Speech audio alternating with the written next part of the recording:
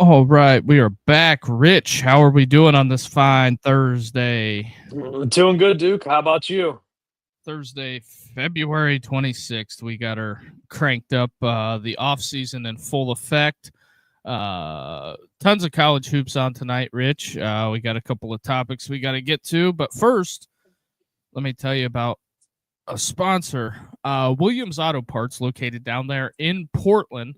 Go down there and see Rocky, Heath, the team down there at Williams Auto Parts. If you're looking for some new or used auto parts, DIY mechanic, go see them. And if you can't get there in person, they can ship it to you. If you want to give them a call at 260-726-8001, go see our friends at Williams Auto Parts. No relation to Richie, but they sent me a shirt and helping those guys out as well. So there is that. Get that out of the way, Rich. So how's it going, man? It's going good, Duke. How's your week been treating you? Oh, it's good. Ready to jump into the reinvention of the wheel that is the college football landscape, where everybody's got a better idea. Oh yeah. I guess first off, we'll start. They're looking at redoing the ejections for the targeting, so there's no carryover suspension, which I think that's a good idea.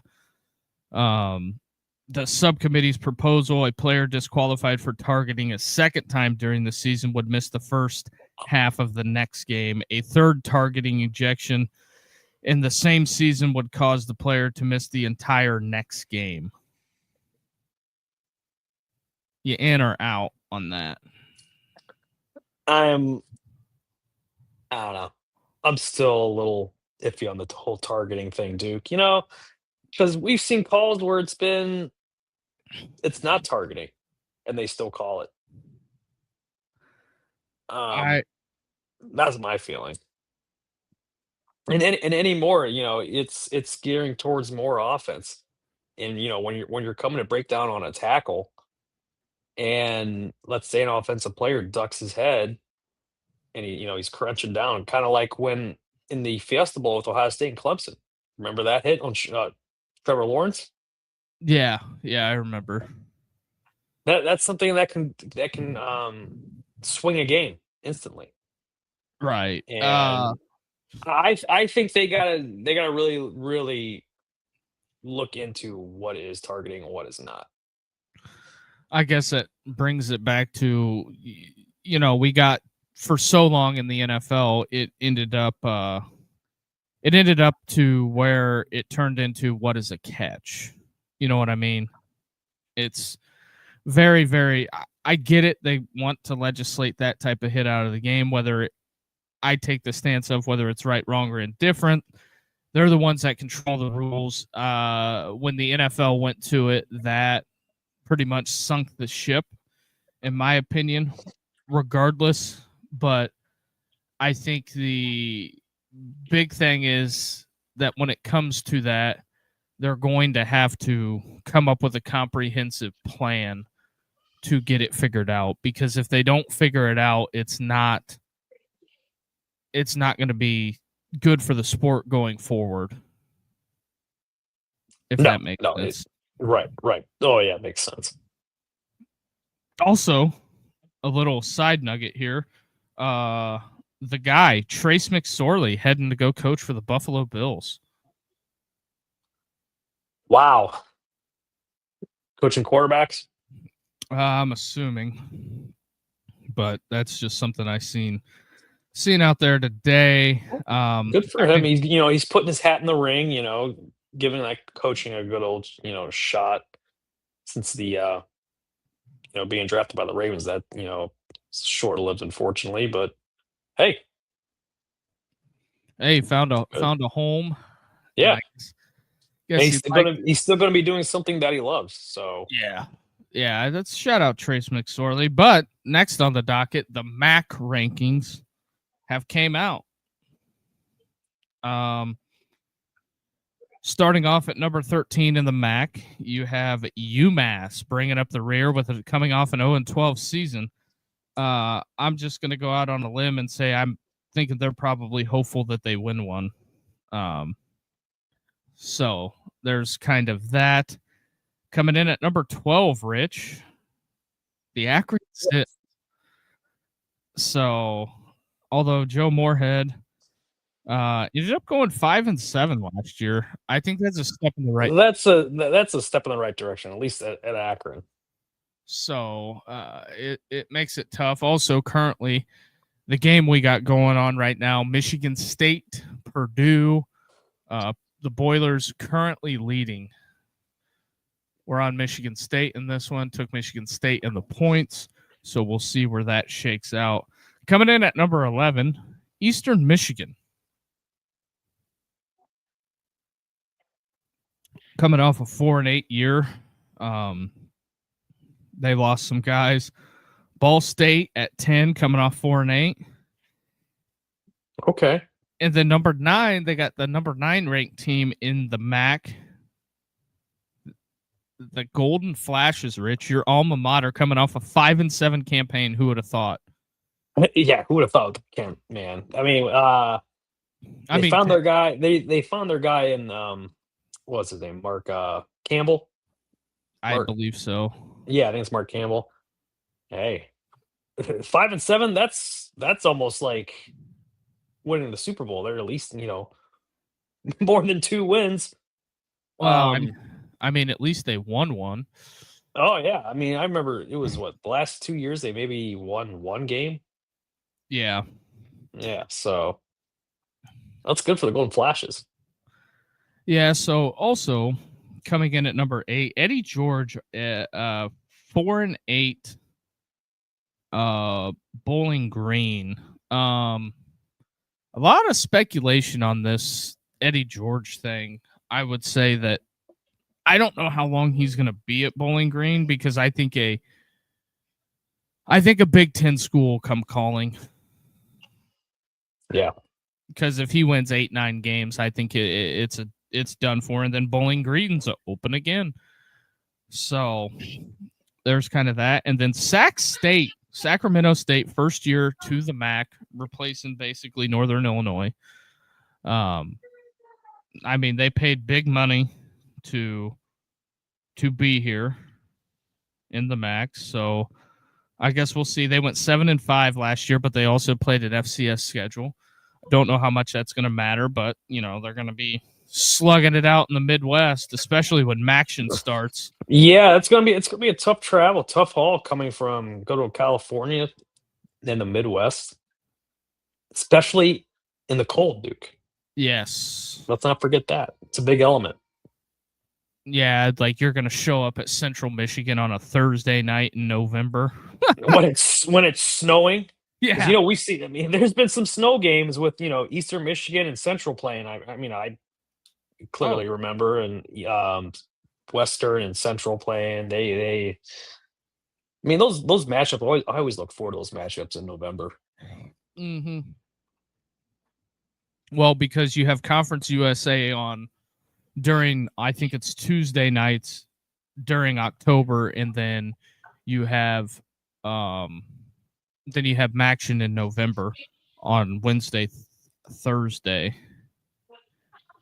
And then also coming in next on the list is Buffalo. I believe the coach there at Buffalo is trying to think of who Pete. I want to say Pete Limbo's the coach at Buffalo. I think he's going to get a look at a bigger program here soon. Also, programming note: Michigan State on a 10-0 run currently. Oh wow! So basically, this game they're playing for seeding. The Ohio Bobcats coming off a 9-4 campaign. That's one thing that's been very, very consistent since Solich stepped away was the Ohio Bobcats, pretty much being consistent, being an 8, 9, 10 game winner. Yes. So I'm not shocked that they're number 5. And then I would say probably the best program in the MAC I think it was either last year or 2 years ago. They beat Mississippi State, beat the brakes off of Mississippi State. And then obviously Toledo losing 14 guys in the transfer portal to Connecticut. Jason Candle takes them with him. I don't know what Toledo's going to look like, but they lost a lot. So we'll see how Toledo builds back, but Jason Candle takes the job at Connecticut. So there's a little bit of that. Central Michigan, number 3 on the list. I think they'll be solid. And then they've got Miami of Ohio. At 2? Yep, at 2. So, oh, wow. Yeah, the Red Hawks. I figured the Red Hawks would be number 1. Nope, Western Michigan, the defending MAC champions. They won 10 games last year. Western's good, man. They've been a solid program ever yeah. Ever since PJ Fleck was there. Yeah. Yeah, real good. Yeah, I kind of think that's very fascinating to say the least. And then also something of note, CBS Sports ranked the wide receiver rooms this year. Projected number 1 is Texas. Ryan Wingo, the Mosley kid, and Cam Coleman. Texas number 1. I think Cam Coleman pretty good. And then yeah, he's real good.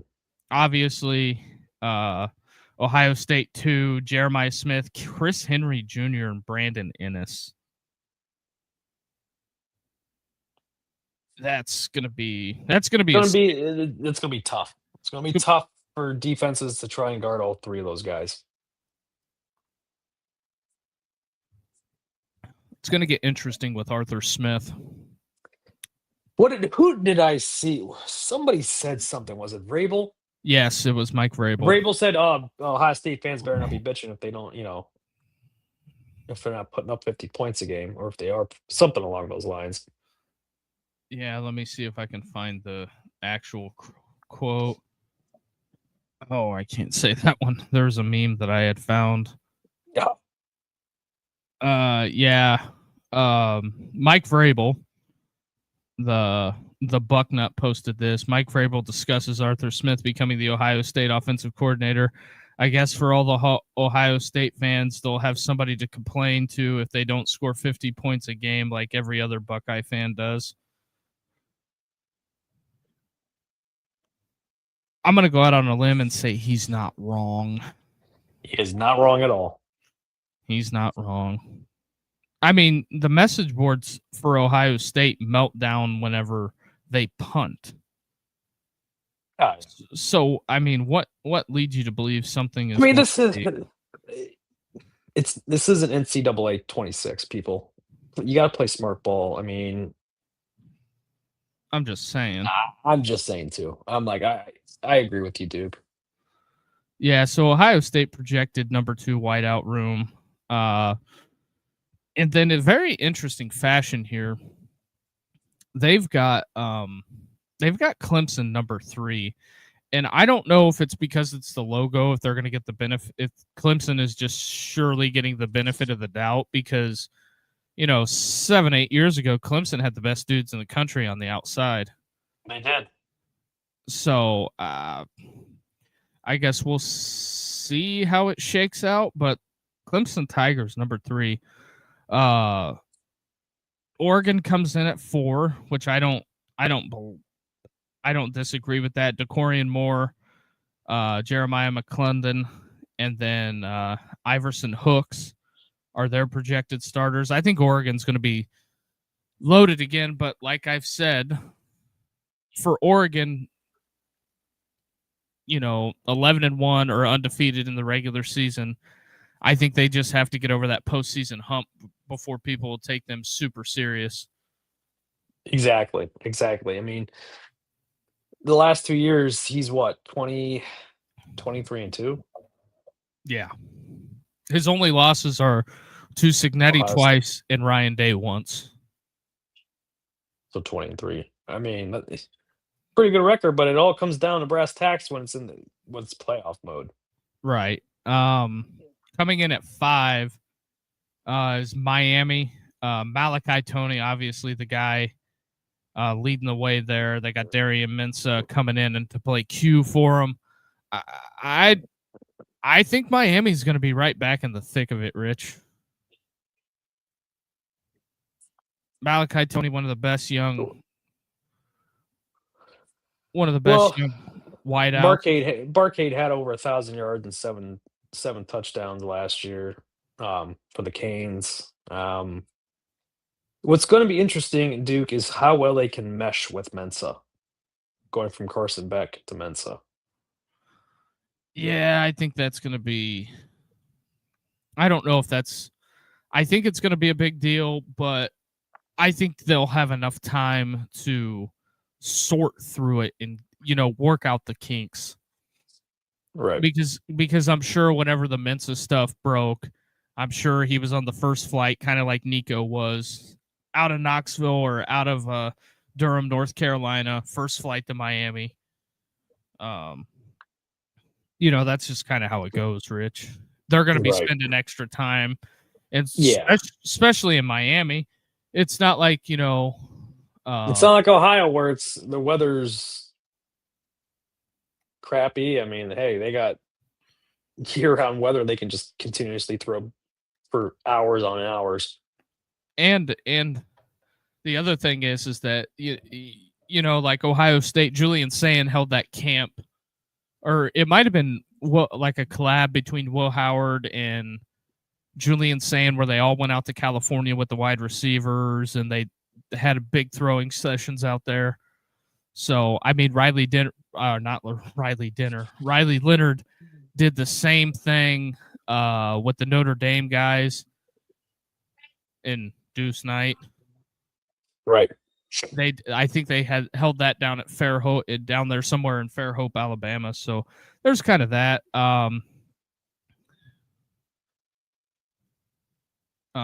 Here's the other thing. Indiana, number 6 on this list. Charlie Becker, Nick Marsh, and those guys are going to be the guys leading the way.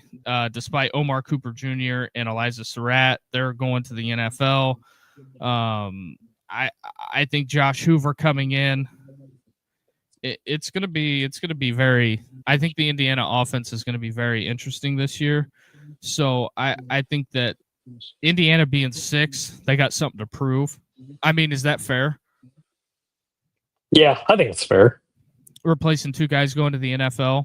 And here's the big thing. If Surratt and Cooper Jr. have really good years in the NFL, it's going to do nothing but refortify the Indiana program. I know some people out there are going to hate to hear that, but I think it'll be interesting. Coming in at number 7, Texas A&M. I think this is the biggest unit on this list. No Diddy. Is the second biggest unit on this list that has something to prove with their quarterback, Marcel Reed, after the poor showing that was the college football playoff. I get it. It was windy as hell, but you got to be able to look better than that. What's second, Rich? Yeah, it's going to be interesting with, Casey Concepcion declaring for the draft. Who can fill his role in that offense? They got Isaiah Horton listed as a projected starter. They got Mario. Also, he was there last year. I think that Marcel Reed's got to take, as Coach JB says, it's either crap or get off the pot. You know what I mean? Marcel Reed was very limited in last year on what he could and couldn't do, and then they couldn't do anything the last 2 weeks. It was like, but yeah, they couldn't move the ball. Yeah, I mean, it was interesting watching those games, because Reed, he was a Heisman front runner. And here's my thing. Sorry for cutting you off, Rich. Out of the teams that made the college football playoff, there was like 7 to 8 coaches. Texas A&M offensive coordinator Kellen Klein.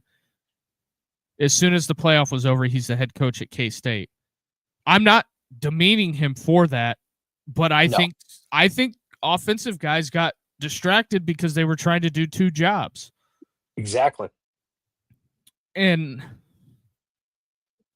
I try not to make this about Lane Kiffin, but I hear all kinds of chatter and stuff like that. They've got to do something to where there's got to be like a coaching free agent window. Oh yeah, completely. Because you could make the argument Dan lost both of his coordinators and he got blown out. You can't tell me both those guys were not distracted. Yeah, I mean, you have to be oblivious to think that. Even with Ohio State, with Hartline interviewing and that whole recruiting issue, with Chris Henry, you can't tell me Ohio, there was something going on in the background that we didn't know about. Okay, also, here's the other thing, too. Let's just say in a perfect world, Hartline would have got the Penn State job going into the transition that Ohio State was making. Would you feel comfortable with the head coach at Penn State calling offensive plays for you in the playoff? No. I'd strip the duties from him. Kind of like they did. I mean, Ryan Day took it. I tell him not to come. And you necessarily can't bring because you don't know what he's going to take with him, Duke. Although I hate referencing Kiffin on this one, but Lane Kiffin retweeted a graphic of they had a best offensive coordinator list, and it had Charlie Weiss Jr. / Lane Kiffin #1. Lane Kiffin retweeted it and said, "Take my name off of it. It should just be Charlie Weiss." I think that's high praise. It's the Kiffin situation of what happened at Ole Miss was a unique situation, but is it any more unique than like Bob Chesney being the head coach at UCLA, coaching James Madison one last time? John Summerall coaching Tulane. The offensive coordinator at Oregon was the head coach at Kentucky calling plays. They've got to figure something out. But then again, I think it would have got interesting. What if Ole Miss beats Miami? Does Charlie Wise and the coaches from LSU coach in the national championship? Or does Kiffin just say at the last minute no? I think Kiffin would say no. But I mean,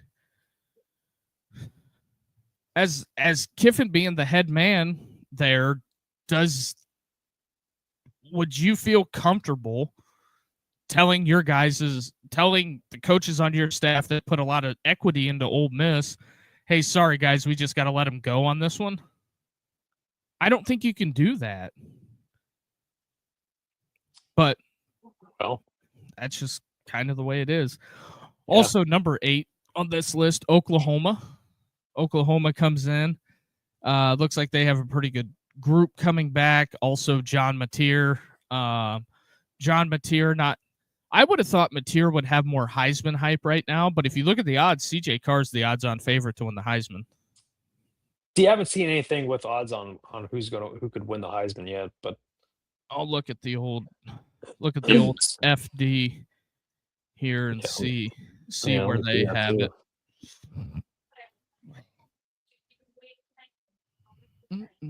I think they have Heisman odds out. What do they have for? They got some of those. Oh, I think the other book has them. Hold on, Rich. I'm getting them pulled up.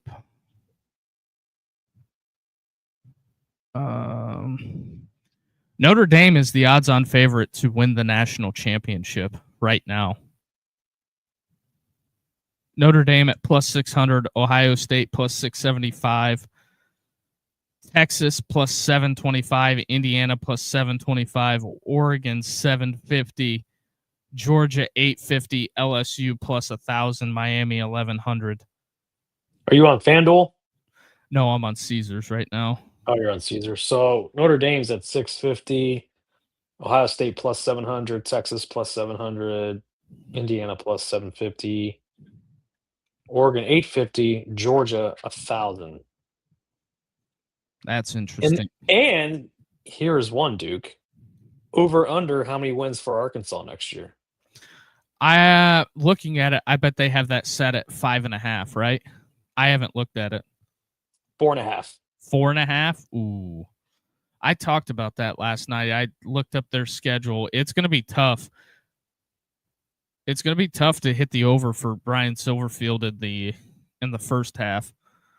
I got the Heisman Trophy odds up if you want those, Rich. Yeah, hit me with them. So Caesars has got CJ Carr plus 700, Arch Manning plus 700, Trinidad Chambliss plus 800, Jeremiah Smith 1,000, Julian Say and 1,000, Hoover 1,200. Ooh. Bryce Underwood, some notables, plus 3,000. Lenora Sellers, plus 2,500. Malachi Tony, plus 2,500. Apparently, well, Austin Mack and Keelan Russell are on the list. Dante Moore, plus 1,200. Dylan Raiola, plus 4,000. And he's a backup. Yeah. Although I think a sprinkle, I think it's worth a shot, a long shot. Kewan Lacey at Ole Miss. See, I would put money on Kewan. Kewan Lacey is a dynamic athlete. Yeah, I mean, we're that guy's going to play on Sunday though. Oh yeah. Oh shit. Yeah. I mean, he's going to be. He's electric. He's very electric. And the thing of it is that Kewan Lacey, unbelievable talent. Trinidad Chambliss coming back. All the fixins are there for the taking for Pete Golding in year 2. You just said what I was about to say, dude. It's theirs for the taking. So, also Florida State comes in at number 9 on the whiteout list. Deuce Robinson leading the way. You know, we've talked about Florida State. We've talked about the Mike Norvell stuff. I don't know how far apart these two sides are, but what's a digestible number of games for Norvell to win? Is it going to be based upon how the product looks, or is it going to be one of those that he's got to make the college football playoff? But I don't think he has a roster to compete for the college football. I don't think he does either. I think 6-6 or 7-5 is sustainable to save his job. You think Florida State's going to be able to digest that? Because I hate to be this guy. I know I'll probably catch some flack for it, but Florida fans in general do not show up when their team ain't going to win. I'm just saying, Florida fans do not show up when their team ain't going to win. That's Florida State. That's Florida. That's Miami. The 3 majors down there. Yeah. I think the Gators will have good attendance because they want to see what Summerall's going to do. I think, him replacing Napier going to be interesting. I think Norvell's going to have good attendance in the beginning. I mean, he had everything set to the trajectory to where they needed to go. They had the big win at the beginning of the year against Alabama. Thomas Castellanos. I thought it was going to be a different team this year, Duke. Or not this year, last year. When they beat Bama, I mean, that was the surprise of the weekend, man. Oh, yeah. And it just fell apart on him. Yeah, just quickly unraveled. And then the number 10 team, their unit on this, Notre Dame comes in at number 10 with wideouts. They have Jordan Faison, Jaden Greathouse, Quincy Porter, ex of Ohio State, and also somebody left off this list is Mylan Graham. Yep. I think Notre Dame adding those guys in the portal is going to be huge. Be very huge. That is right there what could win CJ Carr the Heisman. I think those four guys are some of the most critical. Notre Dame's going to be good on defense, and I think that's what they lacked last year.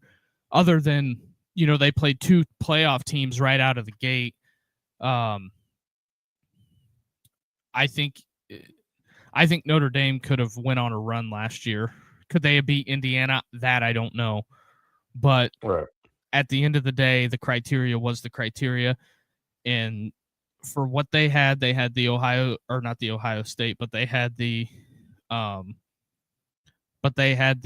college football invitational. You can call it a playoff, but to me it seemed more like the college football invitational, to be completely honest. Yeah. I know some people will disagree with that, but kind of right where it was. Also, in other news, I found a list. Dave's here says, I hope they lose every game from now until forever. Wait till they don't have to play Ohio State on the schedule, right? Yeah, Dave's here hating the Notre Dame stuff. But I'm going to save this list. We can do this in a couple of segments here, Rich. And I'll save this, and this will be something we can go through throughout the whole off season. Here's a list of the 2000s, from 2000 on, the top 100 quarterbacks. We can go over 10 at a time. We'll save this segment. Number 1 on the list, I don't agree with. They have Baker Mayfield. No, I don't agree with that. Number 2, Cam Newton. I think Cam should be 1. I don't care what anybody says. The Alabama fans, even, I'm just telling you, I think Cam Newton. I think Cam at 2. I think he stays there. No way. Yeah. Who you putting above Cam? I'm putting Tebow above Cam. They have Cam Newton 2, Vince Young 3, Tebow 4, Burrow 5. Burrow at 5. I mean, he did have a hell of a year. He threw 60 touchdowns that year? I gotta look. I feel like it was like 55. Let me look. I thought you might be right. It might be 60 touchdowns. I swear it was like 55. So Burrow 5, Deshaun Watson number 6, Kyler Murray 7, Lamar 8, Mariota 9, RG3 10. I think a lot of people take what RG3's media stuff was, and I think they forget about how dynamic he was at Baylor. Is that fair? Yeah. And I think Lamar, because we got what? Baker didn't win the Heisman, did he? He won the Heisman 2017 because that was the year the flag planting year. So out of the top 10, RG3 won a Heisman, Mariota won a Heisman, Lamar Heisman, Kyler Murray Heisman, Deshaun Watson no Heisman, Burrow Heisman, Tebow Heisman, Vince Young no Heisman. I thought Reggie Bush. Runner. Reggie Bush got it that. Wait, was it Reggie Bush that year? It was either Liner or Bush. It was Bush. Because Liner was the year before. It was Bush that year. When USC was cooking with gas. Yeah. Cam Newton Heisman, Baker Mayfield Heisman. So the only guys in the top 10 that don't have Heismans are Deshaun and Vince Young. That's interesting. That's an interesting list. And that year, I'm still surprised. Like, that year, Vince Young didn't win the Heisman. Because they played Oklahoma State, and they were down big at that game, Duke. And he brought them all the way back. That was back when Oklahoma 2005. Yeah, when Oklahoma State was good. Yeah, with they had a lot of Oklahoma State back in the day had dudes, man.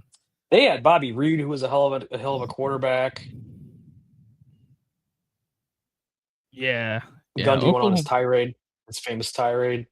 I'm a man. Zach Robinson. Yeah.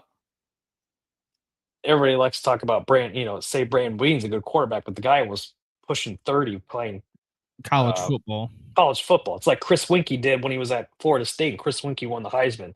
What did he do in Uh, the NFL? there's been a lot of guys that have won the Heisman that didn't had underwhelming NFL careers. Oh yeah, I mean Eric Crouch, he won the Heisman and he retired before camp even started. Yeah, because didn't the Rams move him to wideout? They moved him to wideout, and I think he was in the NFL Europe. Then he retired that Yeah. year. I think that sounds about right from what I can go back in the memory banks. So that's the top 10 so far. But we got a list of 100. We'll get through those this whole offseason. I'll save that graphic. Also, I wanted to turn your attention to some college baseball stuff.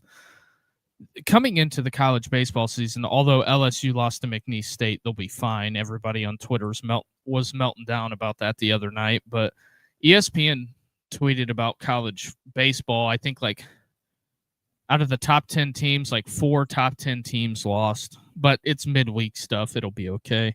But this gives you a list of teams with 40 consecutive win seasons. And at the top of the list is Southern Miss with 9 40 win seasons in a row. Arkansas, 8. Tennessee with 6. LSU, Oregon State, which for Oregon State pretty much being an independent, they've held that program together, to be completely honest. Right. So those are some of the notables from that list. I mean, I could go over. There's a whole bunch that have 1 consecutive and a bunch with 2. But I guess when it comes to 3, Clemson, Dallas Baptist, Oregon. So we'll see. Although getting to some other stuff in there, notable coaching moves. Billy Gonzalez to Texas. Leaving Florida, going to Texas. I thought that was kind of fascinating, to say the least. See, I didn't see that anywhere.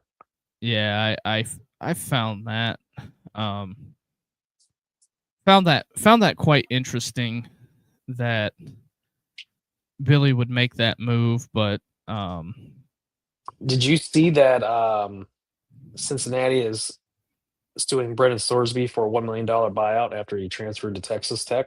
yes, I did see that. Oh It boy, sets a horrible precedent for your program. it does. It really does. That somebody, Cody Campbell at Texas Tech will pay that and say, "Shut up, Cincinnati." Yeah. They'll say, "Go sit in the chair over there." But anyway, that's what they'll tell him. But yeah, I think the Sorsby thing. He was leaving, dude. That was getting leaked before the end of the season. It was getting leaked before the end of the season, so I don't know why Cincinnati's all pissed off about it. Yeah. Also, another baseball note, did you see the Tennessee fan that almost burnt down the stadium with the grill? We had another college concession stand like meltdown. Jeez, was it during when they lost to Kent State? It might have been, but like the dude opens the grill and it's just like a whoosh of flames everywhere. I'm just like, what the? Come on, dude. You can't cook the frozen patties on high. It's not going to work out for you. At least let them thaw for a little bit. Good night. Yeah, so. Fire hazard, Duke. Oh, yeah. They probably had the fire department out there, and as Taffer would say, shut it all down. Yes, shut it all down. Nobody eats. Yes. Yeah, basically. I don't know if this is going to be right, wrong, or indifferent. I'm trying to thumb through the graphic right now. as it's coming to me. Where is it at? The Mario Cristobal's comments. That night that they had the Steve Spurrier Awards. Mario Cristobal gets the microphone. Don't know if you've seen this. He says, "Great to watch. Great to watch what a player like Carson Beck can do with great coaching." And Kirby Smart was sitting in the crowd when he said that. So a little ribbing there.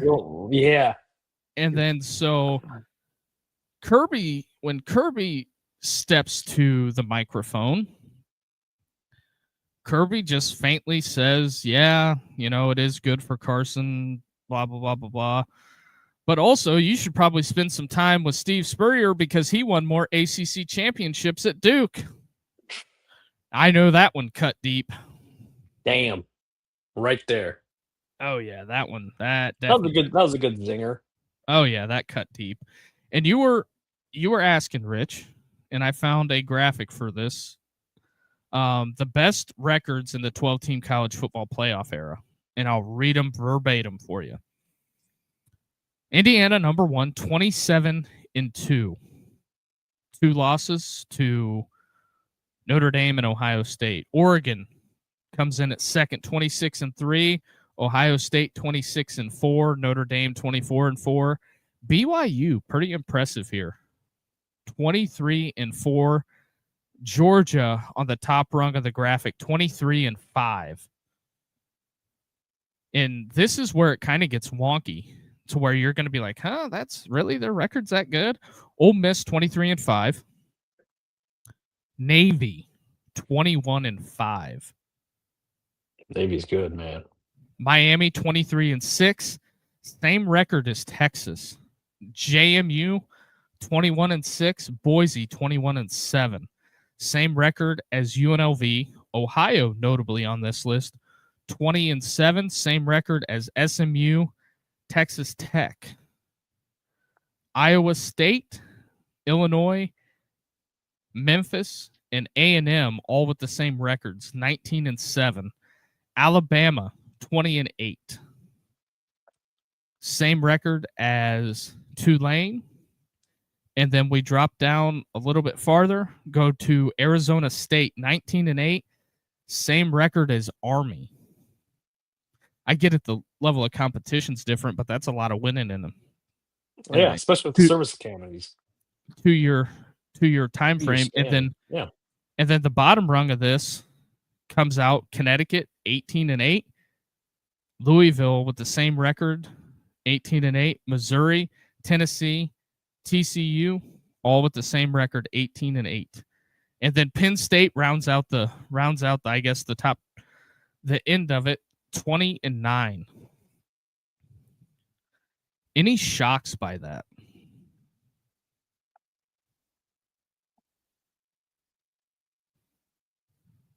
None at all. What was Clemson's record? They weren't on there. They weren't on there. I'm shocked with Alabama because that was the pinnacle. That was the pinnacle of college football. Saban leaves. People are calling for DeBoer's head, and they really go 20-8. And 20-8 under DeBoer. I don't think that's a horrible record. I don't think so either. I mean, but Alabama was the standard for so long, dude. Mm-hmm. We tear them down. It's kind of taken like a back seat now. We tear them down faster than we build them up, Rich. Yep. Okay. Now hear me out on this. If the ACC implodes, do we get out the Big East graphics? Bring it back. Because I'm sure West Virginia would go back, Virginia Tech, Boston College. Always forget Temple was in the Big East. Pitt, Miami, Rutgers, Syracuse. That could be a viable conference. That'd be a great conference. So, I don't... I don't Florida think State. You think Florida State's the SEC? no, I don't think the SEC will take them. Wonder where they I would go. I think they're Big Ten or bust.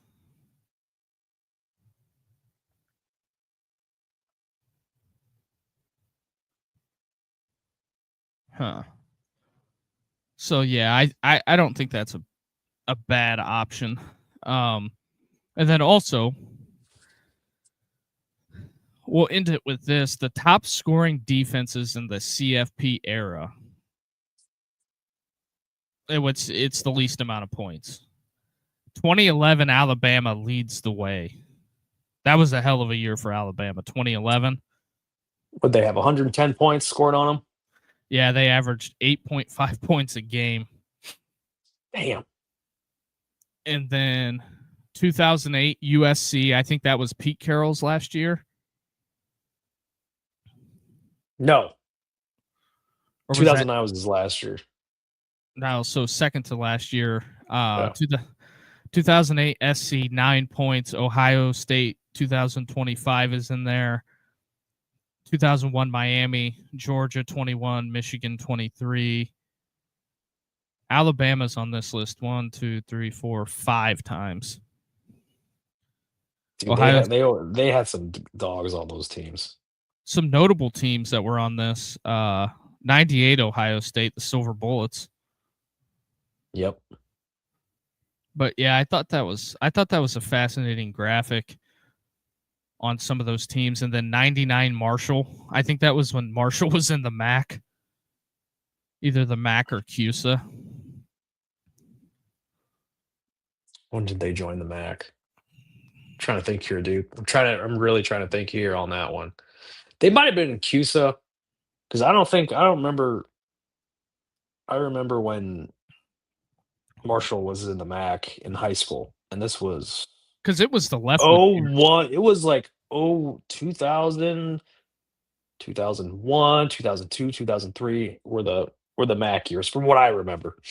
But I don't remember when did they leave the MAC? You might have to Google that one. Yeah, Because might have to go. Randy Moss and Pennington, those guys were dominant. They were in CUSA. Could you imagine if Randy Moss would have went to Florida State? Oh, It would have been over. oh, complete. So actually, Duke, we're wrong, man. They were MAC East champs in 97, 98, 99, 2000, 2001, 2002.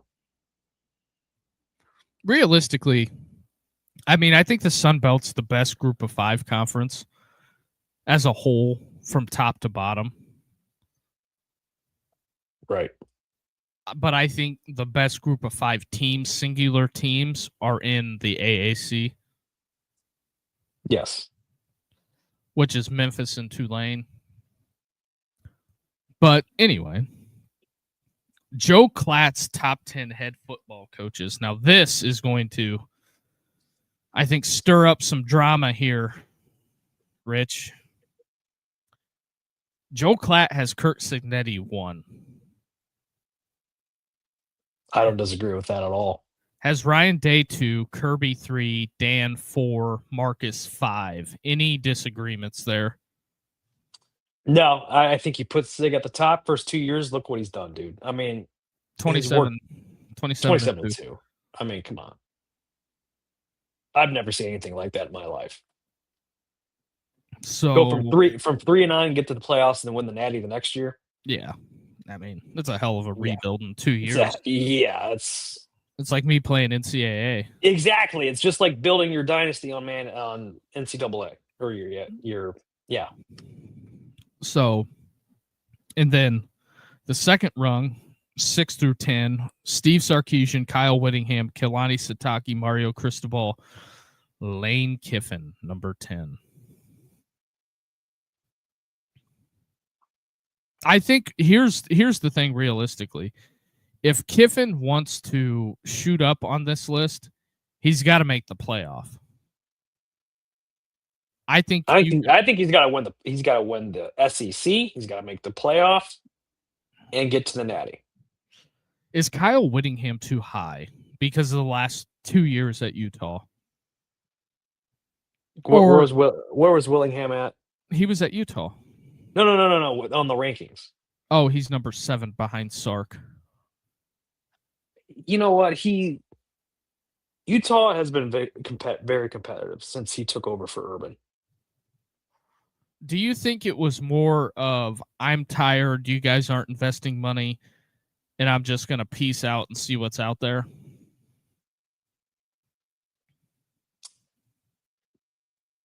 Maybe.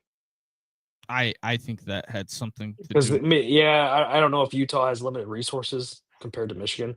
I mean, I'm sure they do. But I mean the resource. maybe he wanted to change the scenery too. He was the coach at Utah for almost 20 years. Urban left when? 2006? 4. No, because he won the Natty in 2006. Or no, when did Urban leave? 2004? Yeah, because Utah played Pittsburgh in the Fiesta Bowl. That's when, yeah. Yeah, so I think Sark.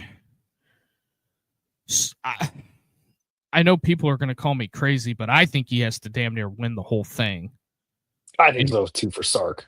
In order to keep the Texas people off his back.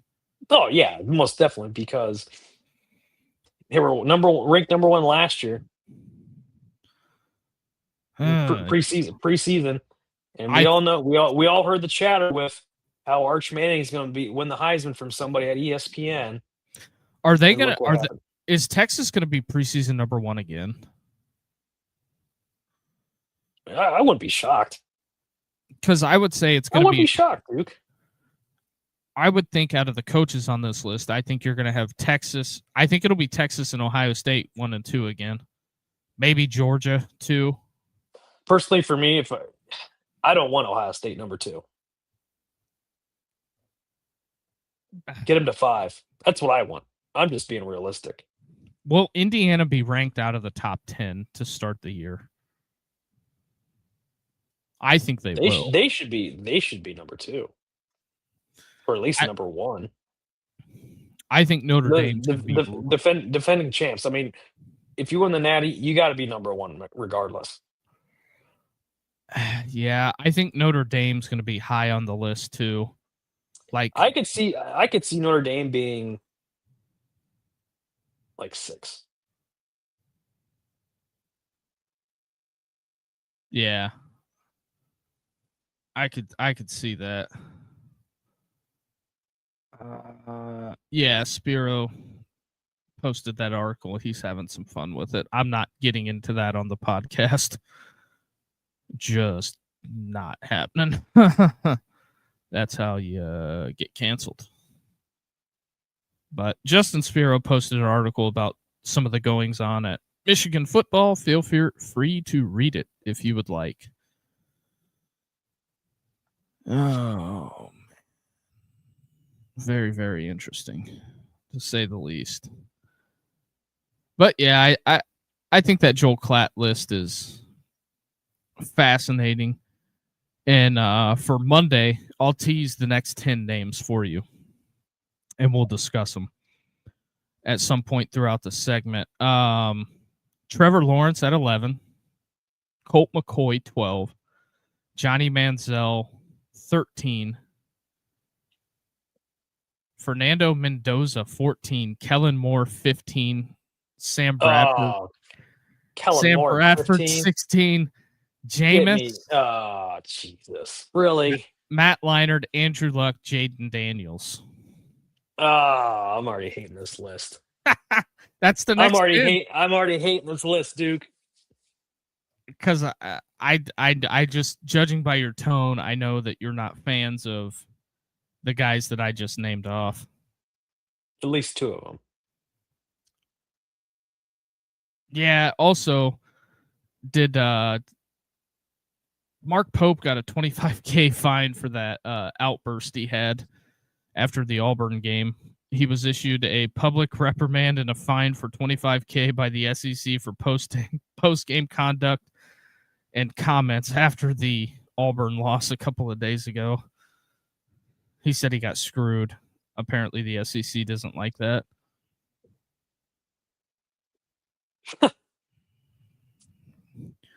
Yeah, I found the Kirby Smart verbatim. It says you probably ought to spend some time with Steve Spurrier because he won more conference championships at Duke than you have at Miami.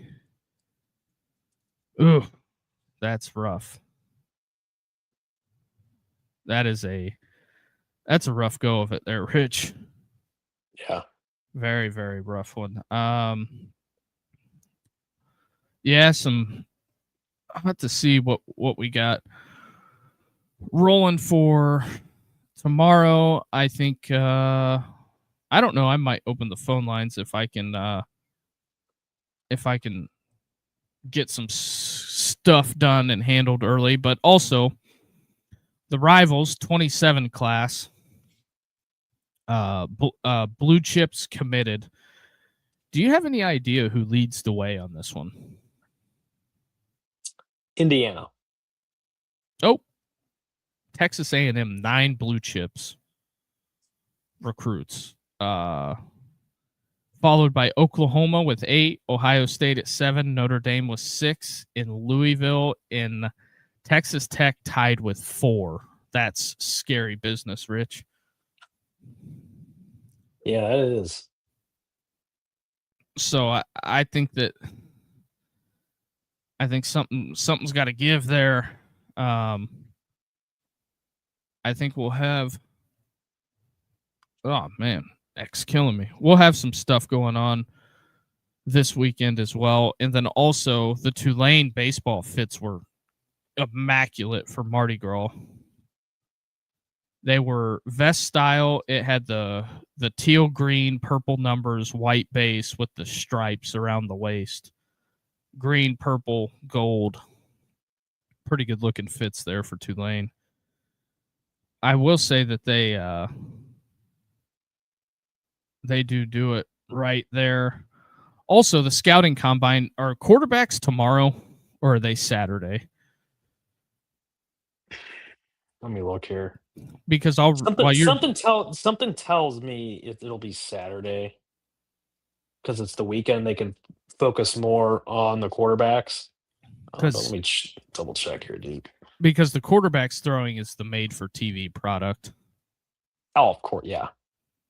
The notables, 16 quarterbacks invited: Joey Aguilar, Drew Aller, Luke Altmaier, Carson Beck, Jalen Daniels, Taylon Green, Hayes King, Cade Klubnik, Fernando Mendoza, Brendan Morton from Tech, Garrett Nussmeier, Diego Pavia, Cole Payton, North Dakota State, notable one there, Sawyer Robinson, and Ty Simpson.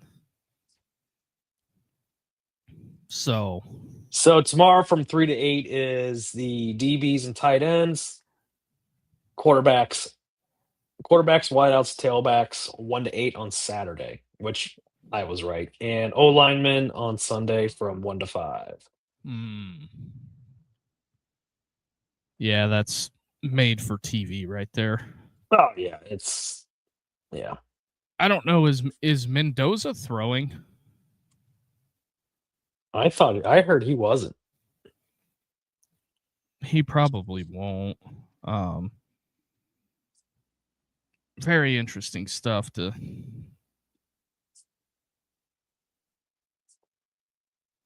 say the least. Yeah, as I'm looking at it, I can't find anything directly. Oh wow. The recruit that allegedly stole gear from USC, messages got leaked of him trying to sell the stuff on Instagram. Oh boy. Yep, I did see that. Yep. I wouldn't offer that kid a scholarship. Gonna be tough. I wouldn't. He's gonna be a detriment to your locker room. I wouldn't give him. Good luck go playing somewhere like at Tarleton State. Yeah, it's gonna be a rough one. Oh boy. So yeah, there's kind of that. We'll be back tomorrow. Probably same bat time, same bat place. Rich, you got anything else to close out the night? Nope, got nothing else. Oh, you did see there was an NFL trade today. Do divulge. Jermaine Johnson from the Jets, JB's guy, got traded Mm, to the Titans for, was it Tyvon Sweat? really? I can't believe they Yep, traded him. me either. Well, I guess it's the Jets. They're in tanking mode. They're going to try and get Jeremiah Smith next year. You watch. Yeah, but drafting a wide receiver doesn't fix your offensive line problem. Oh, no, it doesn't. It really doesn't. And I guess the president is going to have a roundtable with all the commissioners. I can't think of who talked today. I did see that. I just saw that list too. It was like Nick All the, Saban, yeah, and all the commissioners. Tebow. Oh wow. They caught Aaron Glenn sleeping at the combine.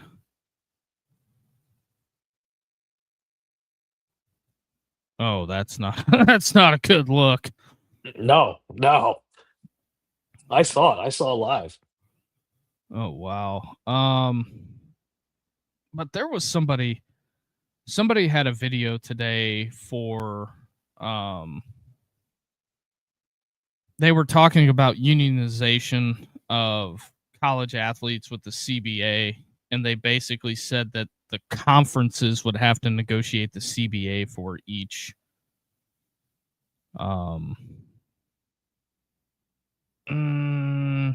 for each league.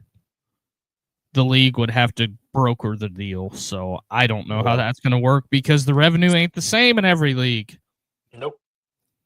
But yeah, the invites, I just found the invite list for Trump's roundtable. Nick Saban, Tiger Woods, Tim Tebow, Cody Campbell, and more. I would say that Batiti, Sankey, Uramark, and the ACC guy will be there. So there's kind of that. So I guess we'll get everybody out of here. Rich, you got anything else? Got nothing else, Duke. That's it. All right. Well, with that being said, do us the biggest favor, hit that like and subscribe button, and hopefully you guys enjoyed tonight's show, and we'll see you back here tomorrow. Probably open the phone lines. So with that being said, everybody have a good night. Have a great night, everybody.